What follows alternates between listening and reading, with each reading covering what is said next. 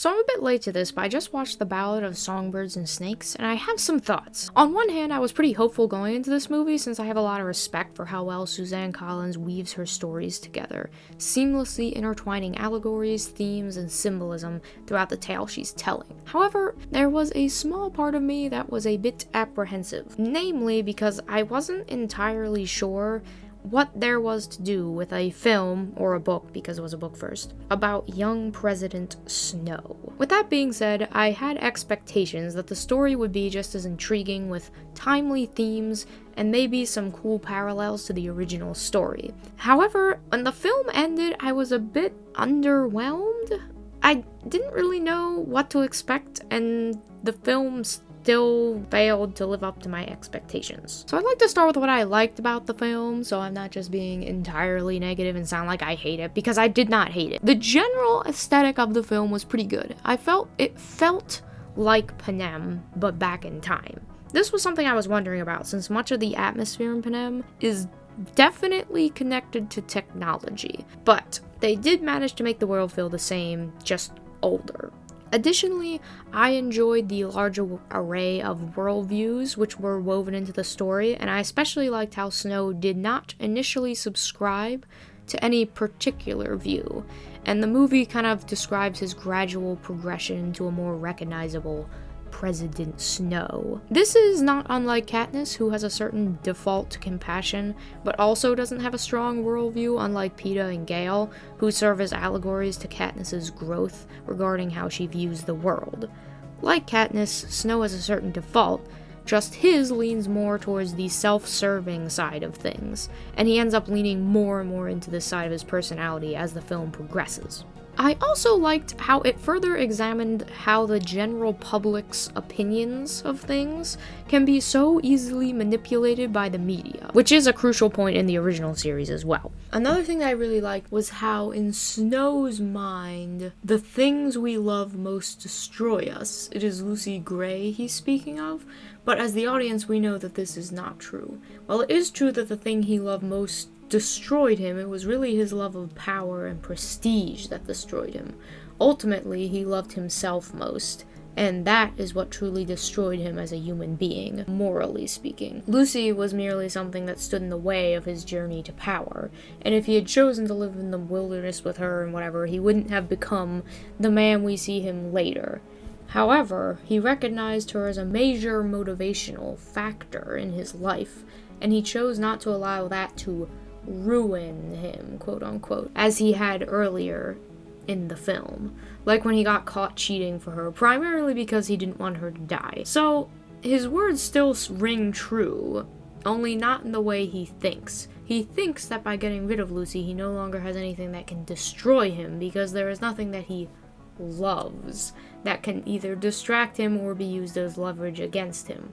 However, the true thing that destroyed and twisted him was his own selfishness and lust for power, which ultimately became the thing he loved most by the end of the film.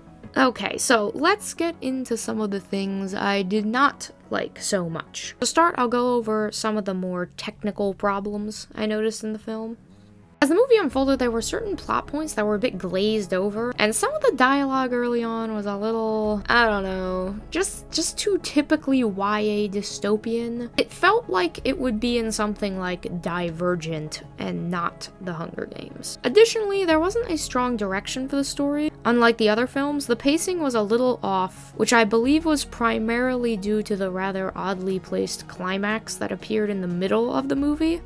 The movie started out relatively well, establishing characters and their situations and motives, with everything building towards the games, but when the games ended and there wasn't another build-up, everything felt very directionless, and while all the scenes that were included did add something important, whether it was revealing some character moments or motivations or certain plot points, it felt a bit long-winded. In some ways, I think the desire to tie back to District 12 was really pulling this movie back. Now we're getting into hypotheticals here. I actually think this is the wrong kind of story to tell for a President Snow backstory. When the movie ended with Snow ready to rise the ranks of the Capitol, I couldn't help but think that this was where where the movie should have started. The film should have been a political intrigue film. The hints of Snow's political career in the original film are fascinating and would have made for an incredible vehicle for an in-depth character study of how he became the man we see many years later. The parallels between the Hunger Games themselves and the cutthroat political world could have been used to showcase Snow's perspective that the world is a game, and in order to win, rules must not only be broken but also invented. You could still keep all the backstory with like Tigris and how he's poor and all that kind of stuff. That would still be great to have, but I think that it would have been better to have Snow use the Hunger Games to his advantage in his political career as a more critical point. In this way, you would be building on his pre-established worldview that everything is a careful game, and kind of showing the audience where he got this worldview from. This would also allow the story to draw interesting points, such as what do you turn into when you are willing to do whatever is necessary to get your goal. I believe delving into this theme in the political world would bring a wonderful parallel to the Hunger Games themselves. Additionally, it would resurface a point that Peeta made in the original series. If I win, what exactly does that make me? This movie could have raised this question again, however, instead of the main character, or second main character in Peeta's case, being aware of the consequences, this concern would be raised by Tigris, who is something of a moral compass for Snow.